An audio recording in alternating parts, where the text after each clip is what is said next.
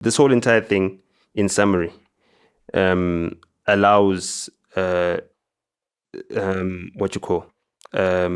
DStv to raise its content appeal, expand its audience reach as well, because obviously they're going to be promoting some shows which are going to now be spoken about on any of these platforms, and they're going to go to now a global audience as well that might not have been exposed to them in the past, and some of them have got VPNs, so you can watch it outside of Africa if you've got that. And then it significantly bolsters its advertising sales business by offering more opportunities, targeting precision, and competitive differentiation. So this is like a little bit of the summary that I put together after prompting Grok to put this in perspective, and I shared it with you. So those are the main things. So the targeting precision, with against the wall, Amachita Sekasi, or niggas that like that sort of content.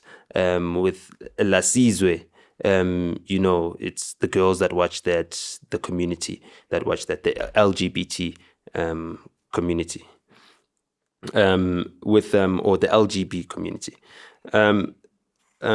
With the other one, what's this thing? Spreading humors.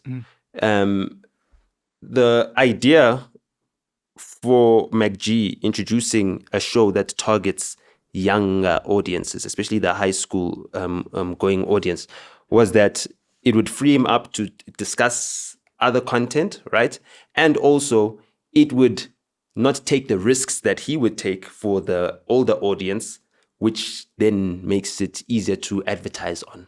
So that was the advertising ploy. At some point in time, he wanted to put Rhea and Blacksteph in that podcast, but that didn't end up happening. At the point, they were too hard-headed, wanting to do their own thing, and not wanting to be part of something that can be sustainable. And he's sustainable. So that Spreading Humors shows it targets that audience. Also, it targets that audience by specifically going after the university market, the student market. What that does to the high school market is that it gives them it gives the show like a sense of aspirational value. I'm in high school. I want to be one day in university. I want to be one day discussing going to lectures and, discussing whether I got my NISFAS or whatever, or whether I got my bursary, or whether I've passed all the modules that I need to make it to exams. These are the things that I want to be talking about because that's where I see myself going. So that's how that Spreading Humors captures that high school audience. It was a great 13. Succession plan because Soul are kind of growing out of that. Yeah, they've grown out of that. Yeah, they're 37, 38 now. Yeah. You know what I mean? Or going. And the kids are still fresh. The kids are still fresh. The Piano Pulse podcast, it was just, let's jump on this piano wave. We can't watch all these British, American, and all these people talking about Amapiano as if it's their thing. And in South Africa, we don't have a platform. So let's have this platform and let's put it on one of the biggest channels in South Africa for that. For me, I think that's too limited because I feel like that Amapiano wave, in terms of it being the hype and everything, being the only genre in South Africa, it's over now. All the other genres are now clawing back some lost market share, and some of them are even, competing. In Limpopo, those guys, their scene is still active, even though it went down at the peak of the Amapiano wave. It's been carried and it's now being passed down as well. So you went from your Master KGs to your Makadzis, to your Shebeshits and now your Karishmas and that whole entire you understand?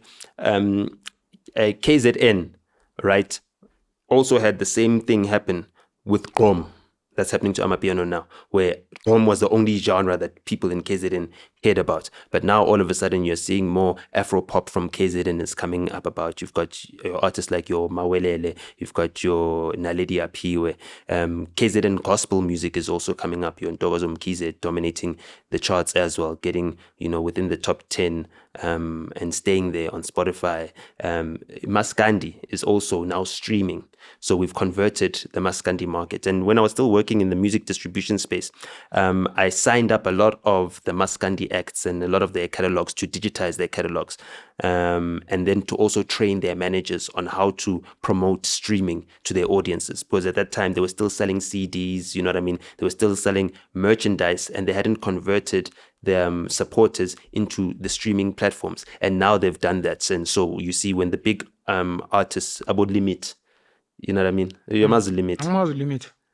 Oh, Angulaleli umaskandi baba. I live in the suburbs of Johannesburg. Umuntu wakho uneGucci. Oh, I know Gucci. Wena uyoculi limit. Wena unamali. Uyu limit lo yoculi Gucci. Okay. That's the Gucci is another song. The song is not called Gucci, but basically Limit is speaking about, he's talking to his homie Penwell, for example, because I don't want to use someone else's name. He's like, oh, Penwell, I see your girl is always rocking Gucci. Uyithenga kanjani ngoba wena unamali mfana. Like, how is that happening? So, you know, now they are topping the charts. Limit, yeah, limit lo. Okay. Yeah, limit lo. You know, nabo limit intengane, you know, all of these guys. Yeah, okay. So, all of them are now climbing up on the streaming charts. So the Amapiano dominance phase is now over. So all the other KZN genres, now that Amapiano its dominance has gone, the Gqom dominance has gone, all the other genres are starting to see life. So now they're spreading.